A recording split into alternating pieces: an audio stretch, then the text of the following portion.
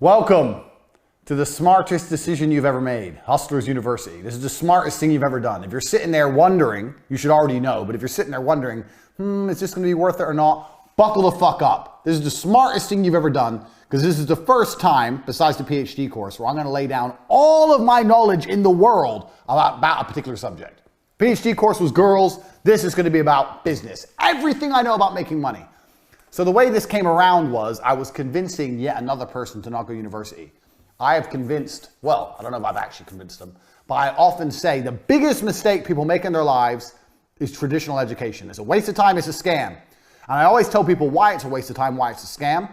Like there's the double inflation principle that I coined myself, the fact that more degrees exist every year, which inflates them because they're less valuable because more exist. Plus the price goes up every year, which means it's less valuable because it's more expensive. If more exist, the price should go down.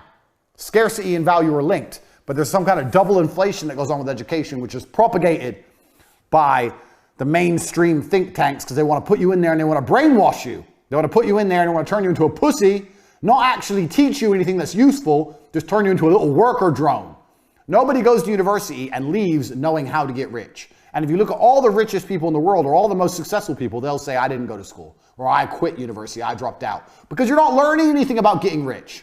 You're sitting there just being brainwashed. It's bullshit. So when I was sitting there saying to this person, don't go uni, don't go uni, don't go uni, they said, well, what do I do instead then? I said, learn from me. And they said, oh, okay, well, what do I learn? I said, well, you can join the war room, you can learn there, da-da-da. So, okay, yeah, I'll join, but is there anything else? I thought, you know what? I'm gonna start my own university. I'm gonna give people a genuine option, a genuine alternative to mainstream education. I don't know about you, but me personally, all I ever want to do is get rich. I didn't give a fuck if I got rich breaking rocks or got rich being a professional fighter. I didn't care. I want money. I was not passionate about some business. I was passionate about money and money only. So if you've joined this course to learn how to run a business and get rich, congratulations, you're about to learn a whole bunch of shit. Because I've run a bunch of companies, you're gonna find out during the length of this presentation. This is no nonsense, no fluff, no doubtably the hardest hitting presentation given by a multimillionaire on how to make money in history. Because all the other multimillionaires are lying to you. They're lying to you by talking bullshit. Tai Lopez, if you read books, you'll be rich. Lie. You can read books all day, you're not gonna get rich. That's a lie. These other fucking nerds, think positive, you'll be rich. Another lie. What do you mean? If I read books and I think happy, money appears in my bank? No, it does not. This is garbage. We're cutting the garbage. We're getting down to it with 100 points, 100 business lessons I've learned across my business career. So, well, as I said, if you've just made the decision to join the university, congratulations. Your worldview is about to change forever. I don't have a seatbelt on my chair, but I'm ready. If you have a seatbelt on your chair, put it on. If you don't, hold on tight. We're about to get rich right here, Hustlers University. Lesson 1. I've even got a whiteboard for you motherfuckers. That's how hard I've worked on this university project. Whiteboard, markers. Lesson 1, speed. Now, I tell this to everybody all the time, and nobody understands what I'm trying to say. I'm gonna try and articulate it. Speed is extremely important in business. Everything that needs to be done must be done fast. That doesn't mean it has to be done cheap or shit. It means it has to be done quickly. People seem to conflate the two, that if you do something quickly, it must be terrible. That's not the case. When you're a professional fighter, you learn to punch. Your instructor says faster, faster, faster. You learn to punch faster. You don't degrade your punch. You don't start punching like an idiot. You keep the same quality of punch, but you do it quicker. Now, nobody in the world, the modern world especially, and I'm going to say this, a caveat that I've learned across my career as well, especially if you're dealing with creative people in any kind of regard. They don't understand speed. Numbers people kind of understand speed. Creative people don't understand speed. And this is they have a strength and a weakness there. With creative people have something I don't have. They're very creative and they can see things I can't see, but it takes time. I'm the complete opposite. I want everything done straight away now. But speed is super important for a business, and I'm going to tell you why. So whatever you're thinking of doing, whatever the business you're thinking of running, you need to do things quickly.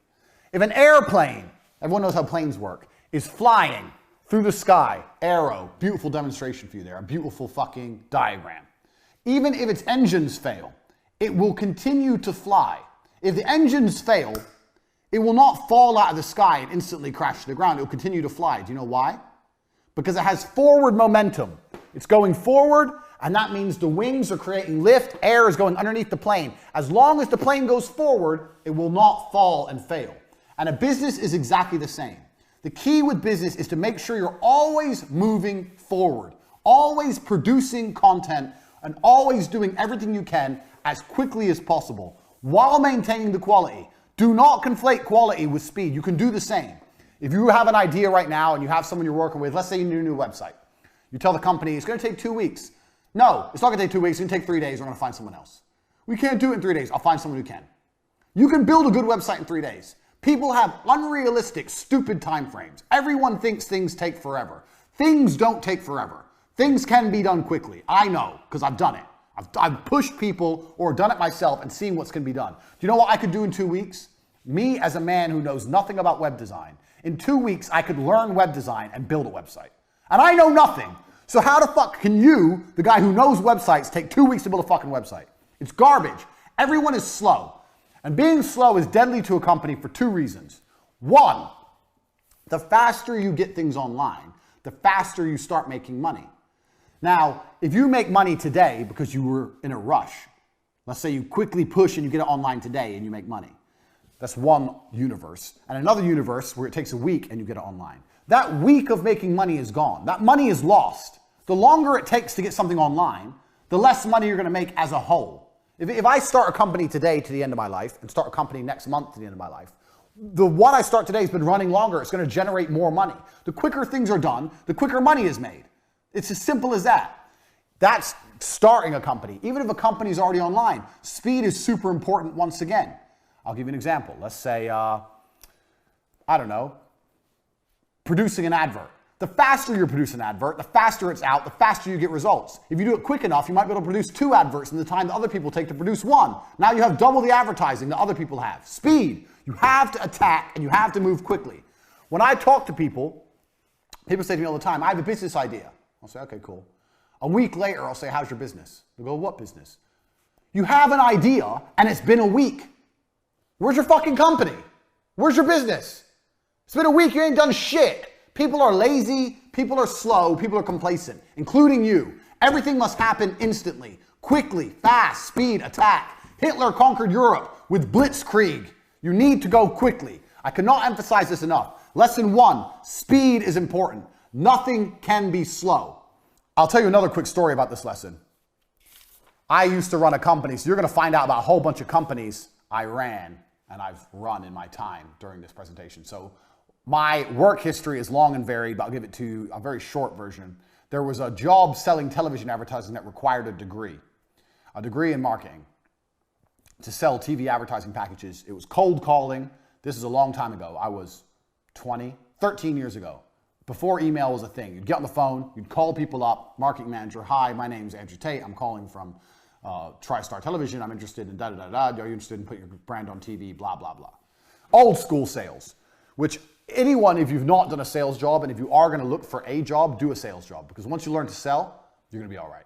And you're always going to be looked after by the company because you bring the money in. They're going to give you a nice car, a nice office, whatever. So anyway, I went to apply for this job. They said I needed a degree. I said, I don't need a degree. They're like, why didn't you go to university? I said, because I ain't got 4 years to waste in school. I'd rather get 4 years of experience out here working jobs. I'd rather have real experience and money in my pocket and learn the hard way than go to some school and sit around and drink alcohol and do drugs like all these other university graduates are. I'll work for free for 1 week. And if you don't think I'm good, don't give me the job. That's what I said. I worked for free for a week and they gave me the job because I'm a G. So there you go. That proves how pointless uni is. I got the job above all the graduates because I was prepared to do 1 week's free work. Well, it's better to do 1 week's free work than 4 years free work while paying money to go. The fuck is that? Waste of time. So I got this job at TriStar. I'm there. I break the company sales record in the first month. How? Because I was just on the phone. Hard work. Just calling. I would call everyone. Everyone in the office would laugh at me because we were a real small business. We were really small in terms of television advertising standards. And I would call the companies like McDonald's, like the huge companies that we never stood a chance of getting a deal with in a million years. I'd call everyone, tenacious. I'd get the newspaper and go through it. Anyone who put an advert in, that means they had an advertising budget, means they had a marketing manager, call them. So I broke the company record. In the first month, I landed 3 40 grand deals, 120 grand I brought in, 10% turnover, 10% commission, 12 grand for me. I was 20, got 12 grand. I didn't have never had this kind of money in my fucking life. I couldn't believe it. Turns out the top salesman there, besides me, because I broke the company record for the first month. I didn't break the company record as a total, but just for the first month. The best salesman there was a guy called Dan. You're going to hear about Dan a lot because he taught me a lot about sales and business. He wanted to start his own TV company. So I'd only been there a month. Now I'm having lunch with Dan, the number 2 in the company, and he's saying, I'm going to go start my own TV company. I want to make you a managing director. I've been doing it a month. I'm 20. Now I'm going to be a managing director of this company, but I have 12 grand in the bank, so I have a bit of money to sit on. I'm like, yeah, fuck it. What's the worst that can happen? Fuck it. So I only worked for this company a month and a half before I quit and start my own TV company. I'm 20. I own 50% of a TV advertising agency. Turns out Dan is a massive cocaine addict and basically left me to run the entire company. That's why he wanted me. He wanted me to do everything and him just go out and take the money from the bank and do cocaine.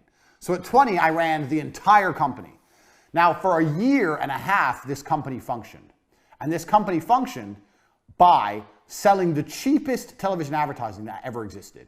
So what we would do was, let's say we would charge people 19,000 pounds, and that would include a fully produced advertisement from start to finish, and their airtime on TV, and all the legalities to get them on TV. You have to go through the advertising standards, everything. That was a complete package with like 150 adverts on TV for like 18 grand. And we're calling people on the phone, me and Dan. Eventually we hired Tristan, ended up with like 10 members of staff, cold calling the world, promising television advertising at this price. Now, how does this all link back to lesson 1, speed? I'll tell you how. Because on an 18 or 19 grand package, we were only making 2 grand, 3 grand. We weren't making any money on it. In fact, a lot of the deals we were losing money or breaking even, but we were just trying to build up a customer base. We were just going into meetings saying, here's our clients, and showing a list of clients. People were like, how the fuck these young guys got all these clients? They must be some kind of young marketing geniuses. That's what people thought we were, but really we were just selling it too cheap. So we had all these clients. So how did we stay alive for a year and a half before it finally blew up in our face? Speed. We were robbing Peter to pay Paul. So we were getting money in. I bought a brand new car. Dan had a brand new car. We had this big fancy office. We're paying wages, but we didn't have the money. So how do you pay to put the person on TV? Well, you get a new deal. You get a new deal. You get a new deal. So you're paying for old deals with new money. But the key was, as long as we kept the speed going, as long as we kept the speed, as long as we kept pushing forward, we were never out of business. We didn't even need to make profit. We just needed to get money. If you can just find a way to get money into the bank, you don't even need profit. We were doing 2 deals a week. In our first year, we turned over nearly £1 million. I'm 20. I've got £1 million business. But there was no profit. It was just land a new deal so we can put the old deal on TV. And eventually you get deeper and deeper and deeper and deeper into the hole. So it gets to the point where you owe shitloads of money, which is what happened. Now, this business would have still lasted another 2-3 years. And this business, I learned a very valuable lesson in, which we're going to come to later. We're going to come back to this business, so pay attention. But I learned a really important lesson in this business. But this business would have lasted another 3 or 4 years, except I took a 1-month holiday to go training kickboxing in Thailand. I was still training at the minute. I wasn't a world champion by then, but I was still a professional fighter. I was training. I took a 1-month holiday. During my holiday, Dan just did shitloads of coke from the company bank account, just emptied the company bank account. No deals were landed, and it all blew up in our stupid faces. Law, fucking court cases, everyone taking us to court. I was 20. When you're young, you're scared of things. There's bailiffs at the door. We've lost our office. I was literally sitting there. I couldn't sleep. I was panicking. I didn't know what to do. Everything fucking blew up in our stupid faces. But if I could go back in time and I didn't take that 1-month holiday and I would have kept it running for another 3 or 4 years, and if I knew then what I know now, some of the other lessons I'm going to teach you, this would have made me a millionaire at 20 years old. So, speed. If you are moving fast, you cannot fail. The name of this company was T2 Television, T2. T2 Television proves speed wins. Get the money in, get a deal, produce the advert, get it out, get someone else in, get money. Now, speed. No, we can't wait. When's the meeting? Oh, next Wednesday. No, it's not next Wednesday, it's tomorrow. Tell them we'll go there tomorrow. They can only travel to us next Wednesday. We'll go to them tomorrow. We have to close the deal now. Money, money, money, money, money now. Speed. I cannot emphasize this enough because it is my entire business philosophy. If I had to give you one important point, this is the reason this is the first point. Speed. And everybody is slow. And if you start to work like me, you'll realize everyone's slow, and that's okay. But things must happen quickly. It's extremely important. The second point of the university. Most of you don't know what a business is. A business is money in. A business is nothing else but money in. It's not money out. It's not your accountant. It's not your logo. It's not your website. A business is money into a bank. So, a drug dealer who has money going into his pocket is more of a businessman than someone with a registered trade logo and an accountant and all this garbage who ain't getting paid. You own a business if you're getting paid. That's what a business is. So please understand this point, because this is a very important point. And this is why this is called the Hustlers University, because you need to understand how to look and approach at a business. So, cash is first. So let me give you an example. I say to people, start a company. How would you start a makeup company? And they go, okay, well, I'd find some makeup and I'd get a logo and I would I'd get a trademark, and then, you know, I'd need stock. Listen to all the things they're mentioning. Find makeup. We're going to have two things. We have things that cost money and things that make money.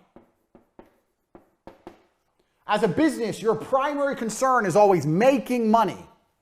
And when people think of how to start a business, all they start thinking about is how to spend money. Oh, I need to find a makeup brand. I find some makeup and test it out, and then get a logo and get some labels made and get a warehouse and get a website and spend. Where's the money in? Where's the money? This is a business. Where's the fucking money? You're talking about spending money. I'm talking about making money. So as a hustler, you always have to be about making money. Money in is a business, not money out. The amount of people I've spoke to said, I have a business. I go, what have you got? Oh, I've got this, and I've got a registered trademark, and I own this. And I know you've all watched Dragon's Den, and you think this shit's important with your registered trademark, and you own this, and you got the logo, and you got the labels, and you got the product, and you got blah, blah, blah. You're not making any money. No one's paying you. It's not a business if no one pays you. It's a business when people are paying you. Until then, it's circle jerk bullshit. It is much better to have this right and this wrong.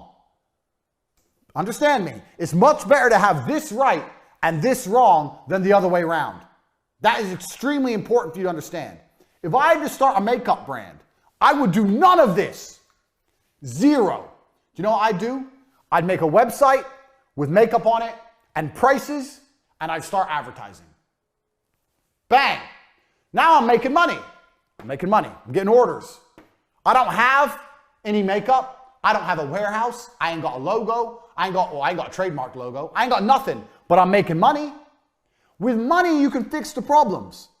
So when I've got money in my bank, then I email everyone, the product you've ordered, the one you're interested in is in such high demand that we're sold out. There'll be a slight delay in delivery of your product, but don't worry, we're going to give you one for free. Or we're going to give you a free gift. Thanks for being a valued customer.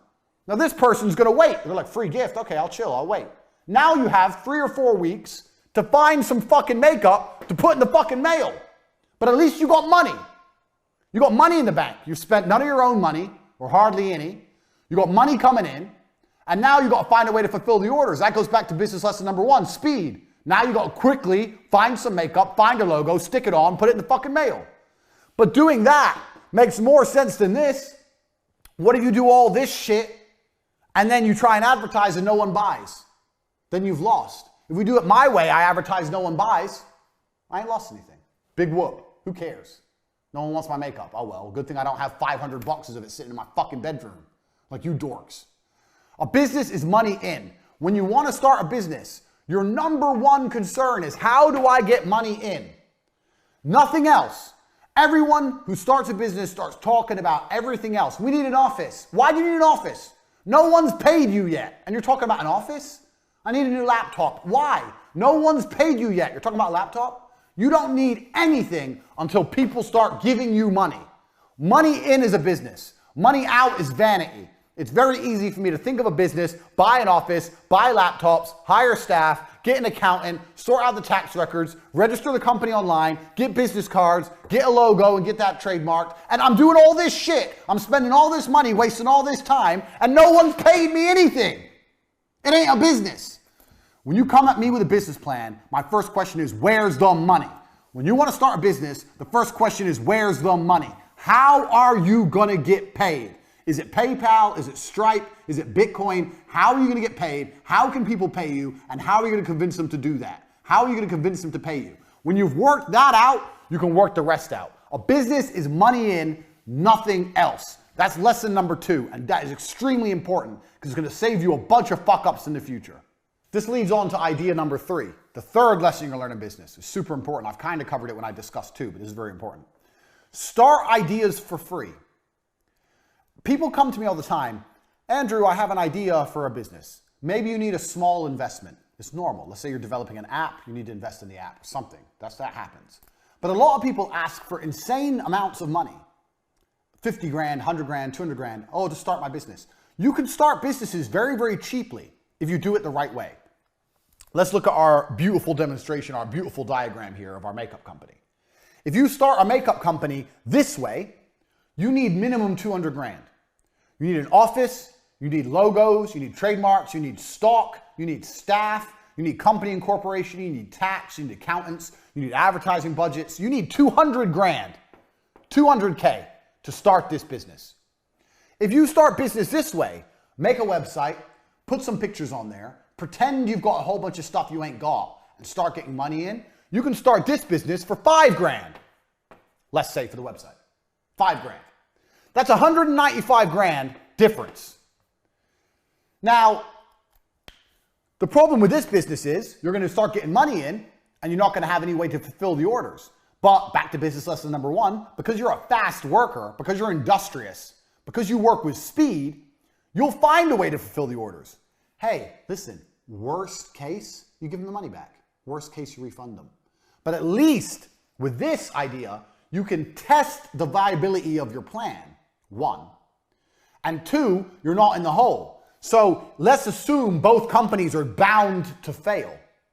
Here you've lost 5 grand. Here you've lost 200 grand.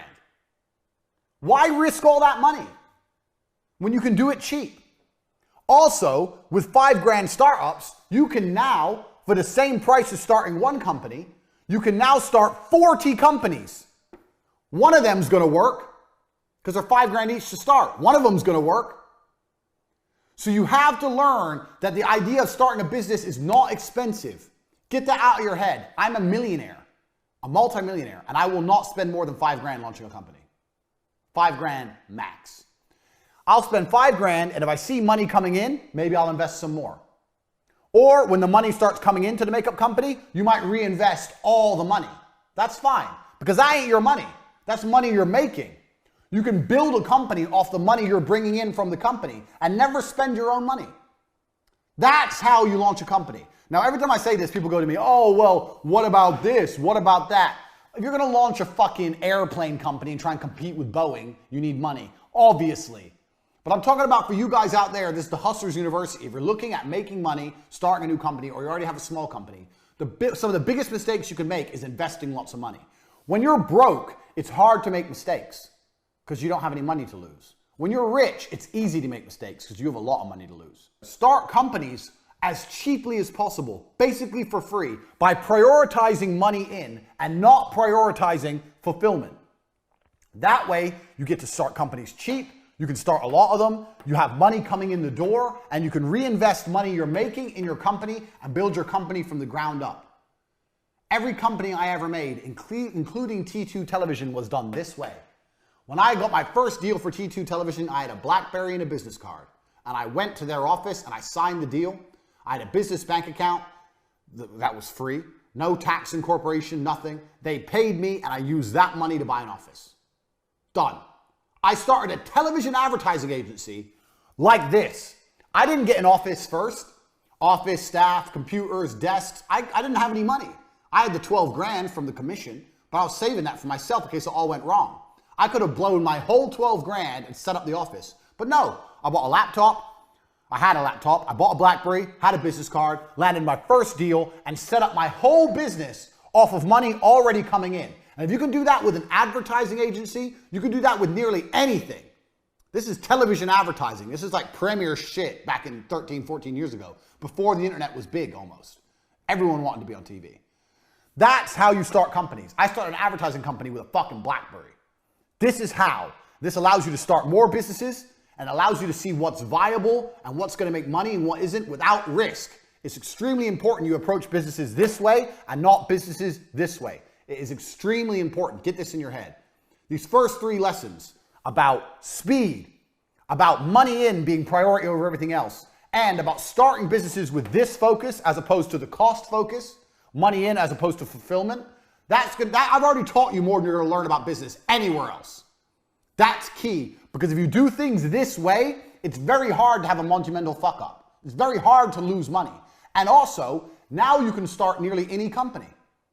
You can start nearly any business. Give me a business. Name something completely random. A record label? A record label. You want to start a record label. So, record label, what do you have? You have, this is completely on the fly, record label. So, let me wipe my board. This is completely on the fly, unprompted. We're testing my business genius for the Hustlers University.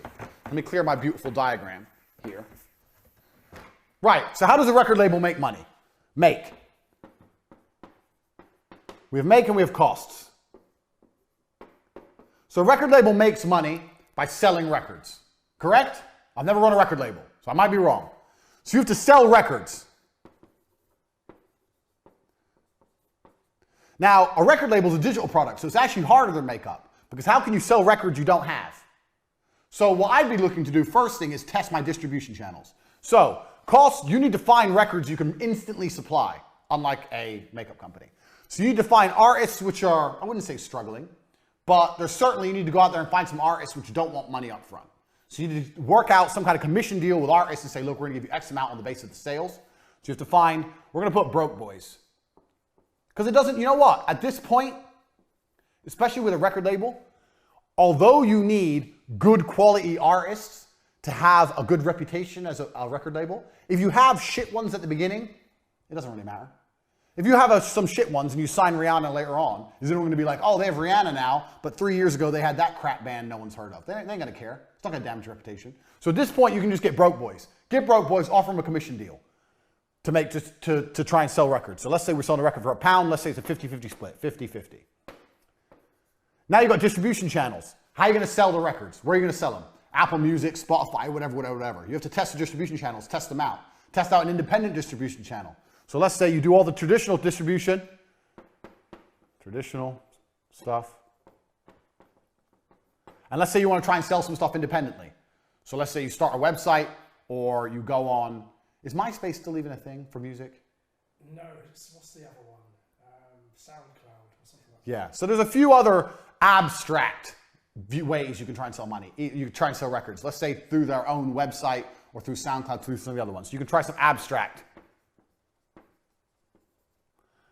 methods. Now here's what I would do. I'm running a record label. I find broke boys. Broke boys agree to go a 50-50 split. I promise to sell loads of records. You have to promise. This is your job. So I promise to sell fucking 100,000 records a month. Some bullshit. I promise. I'd lie. This is what I do all the time. No big deal. 100,000 a month. Easy, easy, easy. I'd get them. I'd put them across all the distribution channels. I'd see how many we sell. If we don't sell any, do you know whose fault it is? The broke boys' fault. I'll come back to them and go, okay, well, yeah, we have 2 of your songs.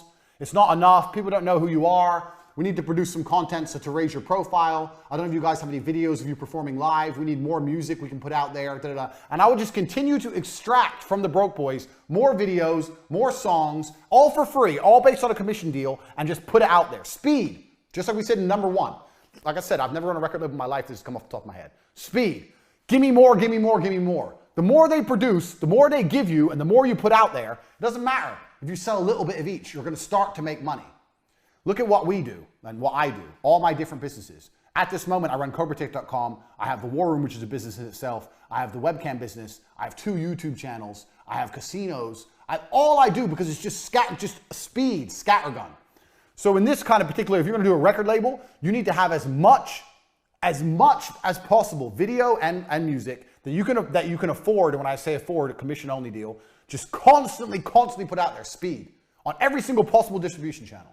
That's what you need to do. Then what you do is, when you have these boys everywhere, Broke Boys, the Broke Boy record band, you have them everywhere, and you have tons of their stuff, then you can approach someone who's not shit, or a little bit better. So we have the Less Broke Boys.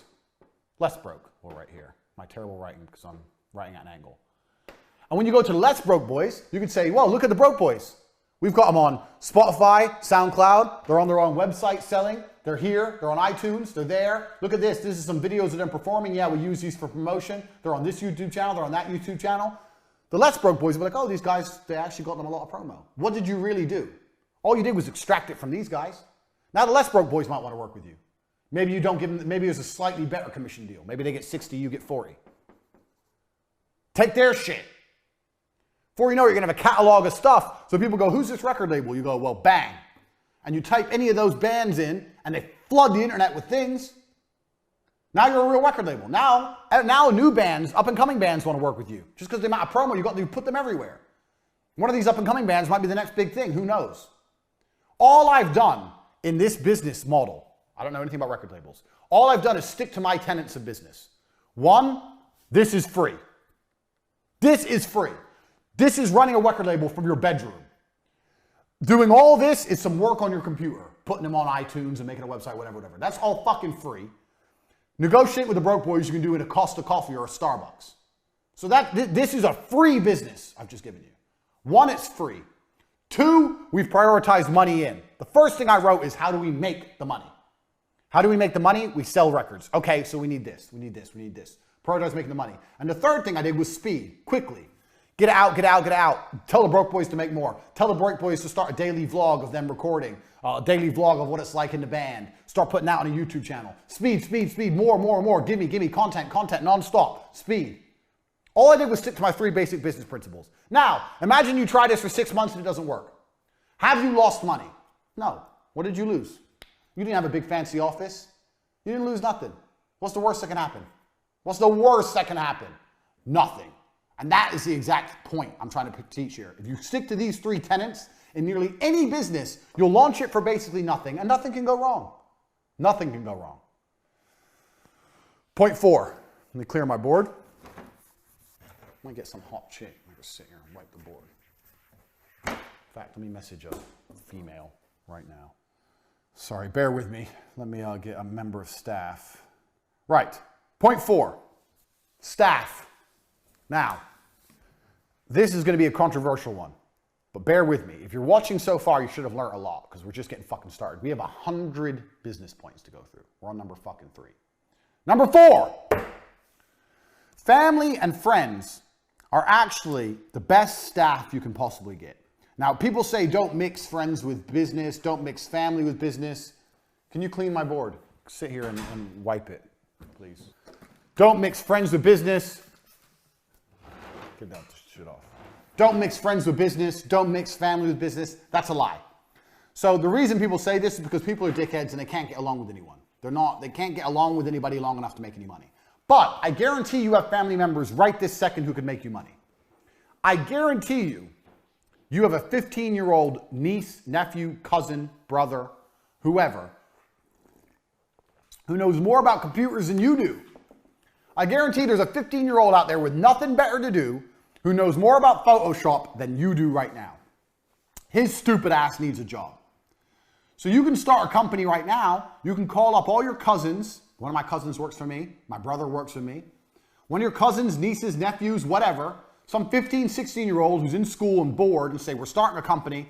I'm going to make you a director. You're going to have 10% of the business. You're going to do everything I say. And by the time you're 20, you're going to be rich. Not bad. 7 out of 10. You're going to be rich. And he'll come start doing work for you. Now, if he won't listen to you, well, then I don't know. If you can't tell a 15-year-old to do, then you're a dickhead. But me, I always have people I can call on. There must be younger people. You don't need some old person. You need young people. And the reason for this is because young people have nothing to lose. If you hire a 30-year-old man, he has to pay his rent. He hasn't got time to waste. He has rent to pay. He has a car payment to pay, whatever. A 15-year-old, he has nothing. He only doesn't play video games. So if the business fails, who cares? He has nothing to lose. So why don't you utilize him?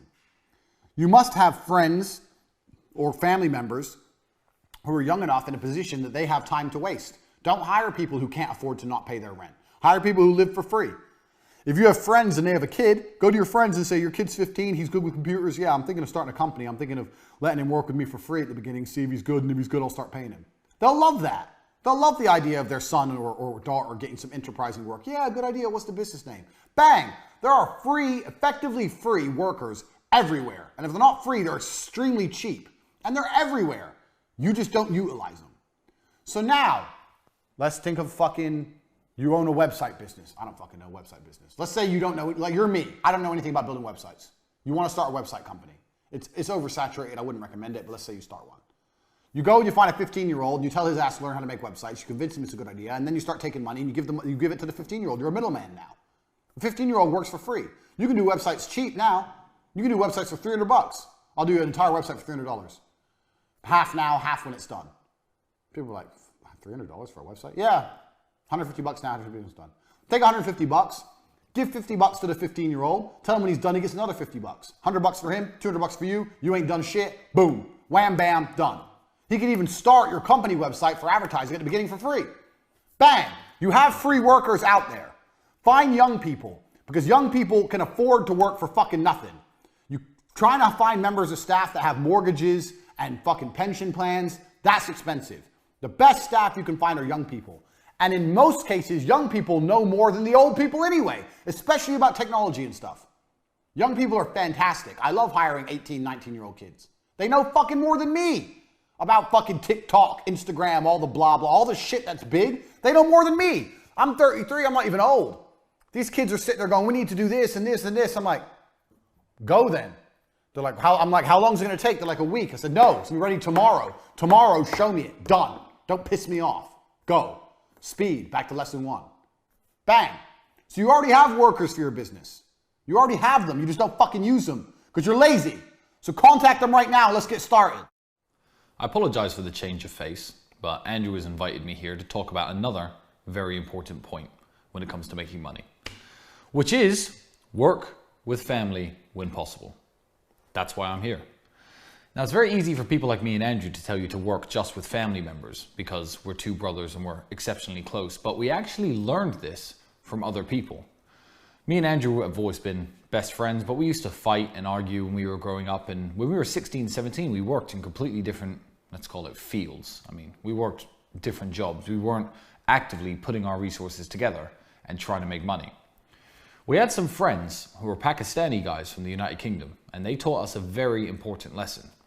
One of our friends, I won't say his name, but he had a Ferrari and he used to drive it around our hometown. And we were very impressed and we said, well, you know, how do you have this Ferrari?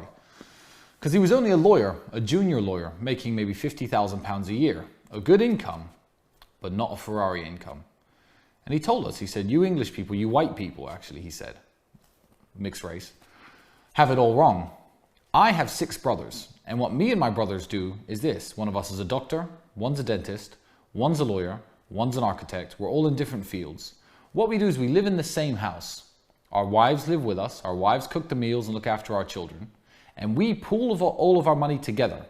That way we own the house instead of renting 6 other houses. I thought, oh, that's pretty clever. And what about the Ferrari? He said, well, a Ferrari finance payment is £2,000 a month, more than me on my own. However, I don't drive the car all the time. So me and all of my brothers, we bought these finance agreements for the Ferrari, our Range Rover, and our Rolls Royce. And we all drive them whenever we want. I thought, wow, that is smart. That's a conversation that got me and Andrew thinking at a very young age. From that point on, whenever we were renting a small apartment, we'd rent it together rather than pay 2 separate rents. Property prices in England were still too expensive for us to buy. But when we worked together, when we were looking at making money, we thought, how can we do this together?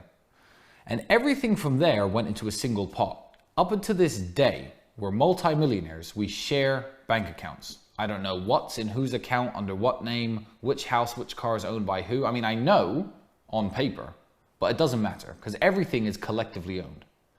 Now it doesn't matter so much. Me or Andrew could go our separate ways, buy our own family home and have 3 supercars each, if we wanted to. But we don't. You see, when we were much younger, our first ever supercar was an Aston Martin Vantage. An old one, cost us £65,000 secondhand. It wasn't the most amazing car, but we paid for it, the both of us. That way we had a supercar for both of us to use. The money we saved, we put into business, the other activities we were doing, and that helped us propel forward to the point we're at now. So sure, it'd be easy to divide resources and split now, but why? Am I going to reach the next level faster if I do that? No. So now I live in a 7-bedroom house. My driveway is full. It's got 6 cars on it. I actually need to extend it now because Andrew won't stop buying cars, but that's fine by me. Always work with family. Now, my cousin from the United States is in a very lucky position. He's now living here in Bucharest. He works with us, and he essentially works with us forever. As long as we're making money, he's going to be here and he's part of the team. When I first met him, he was 5 years old. I didn't see him again until he was 19. Now, when he was 19, he was smart. He had it all going on, but he was a bit privileged. His mother was a very well-to-do woman, a best-selling author in the field of political science and a university professor. And he was at university, everything was getting paid for him. I thought, okay, you know, he's not from the same world as me.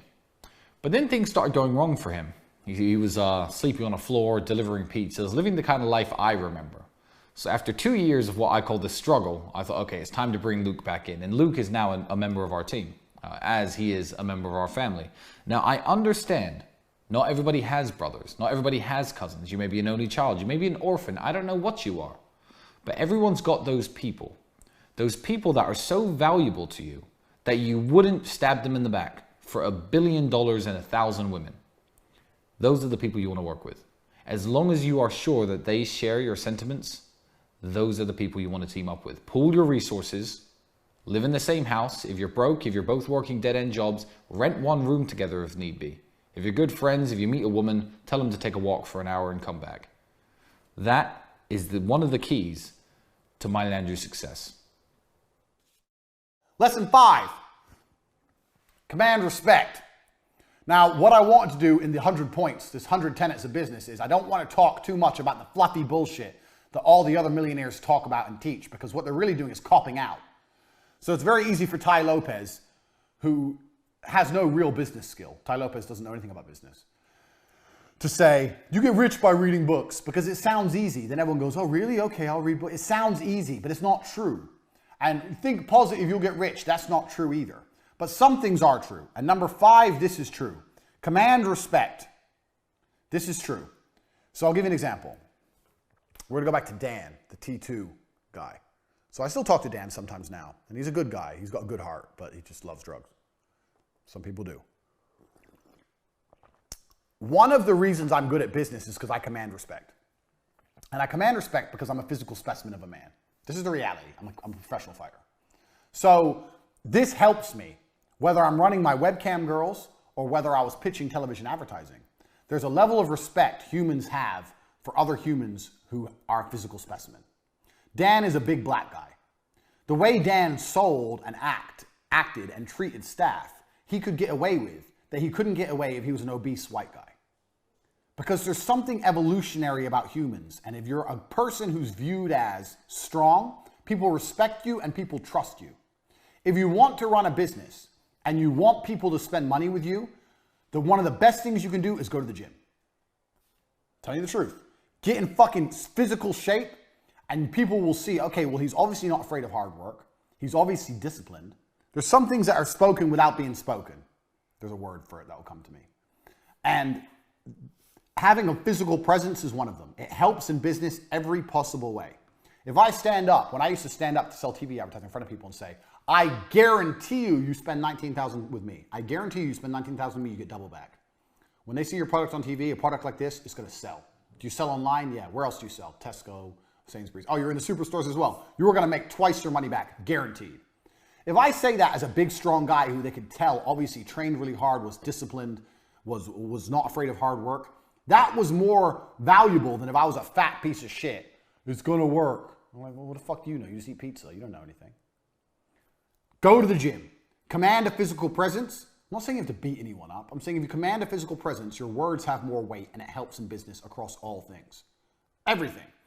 I know webcam girls is a very unusual business and none of you have probably run webcam girls, but I learned a whole bunch about business running my webcam girls. In fact, I approached my webcam girl business the same as I approached every other business, with the same tenets. I started it for cheap with a laptop I already had and a girlfriend I already had. I found out how to get the money in before I found out how to produce the videos. I had people sending me money for these feature-length porn videos, and I couldn't even produce them. I didn't even have a fucking camera. Money first. All my same things. Speed, quickly, get everything produced quick. I did all the same things with all my businesses. But the reason I can have so many girls listen to me is because I'm me. And I'm me because I'm big and strong. I'm Andrew Tate. So if you want to run your business, do not neglect physical presence. Now, you can be successful without physical presence. There's a whole bunch of dorks who are successful. But I'm talking about what I know about business and what I've learned. This is the Hustlers University. And what I'm saying is it will help you. Even if you're Bill Gates and he was super successful and he's a dork, he would have been more successful if he was a big, strong dude. It's never going to detriment you to be bigger and stronger in life, and whether it's in business and every other aspect of life. Being bigger and stronger and commanding physical presence will always help you. It shows discipline. It shows that you understand hard work, and it makes your word more valuable. And sometimes in business, all you've really got is your word. You have to promise people shit and they have to believe you. So if you do that as a big, strong dude, people just believe you more. This is just the harsh reality. This is the Hustlers University. I told you it's no nonsense, it's no garbage. If you want to run a company, start going to the gym, get big, get strong. It's going to help you make money. Sooner or later, I guarantee you, it's going to help you make money. This is point 5. Don't neglect it because it's very, very true. Even if it only helps you 10%. 10% is a lot. 10% is the business. 10% is the difference between success and failure. 10% is the difference between a little bit of money and a lot of money. 10% is a huge difference. If you're selling, let's say you're selling $1 million of product and you got a 20% margin, that's 200K. If you had an extra 10% margin because you're the big, strong guy and you got 300K, bang, that's an extra 100 grand a year. That's a fucking 911. That's a Porsche. It's a big difference. It's a big difference. So do not neglect number 5 because it's real. Check the guns. Would you, and here, let me prove the point. Would you have bought this course? You bought this course because I'm Andrew Tate. You trust me. You've obviously looked at me and you go, you know what? There's something about this guy. He knows something. I trust him. Would you have still bought this course if I was morbidly obese? Genuine question. I know it's an extreme, but it's a question. If I was morbidly obese in my chair and very, very fat, I'm going to teach you about business. Would you have bought the course? Or would you have thought, fuck you, fat fuck, you don't know nothing? And if you're honest with yourself, you'd think, yeah, you're probably right. I wouldn't have bought from you if you were obese. So that's the extremes. I'm a professional fighter, obese. These are extremes. But the extremes prove the point. The closer you are to in good physical condition, the more likely you are to be respected, and the more likely you are to be able to say things and people believe you. So, get in physical shape. That's point 5. Commanding respect is always going to be able to help you throughout life, especially in business.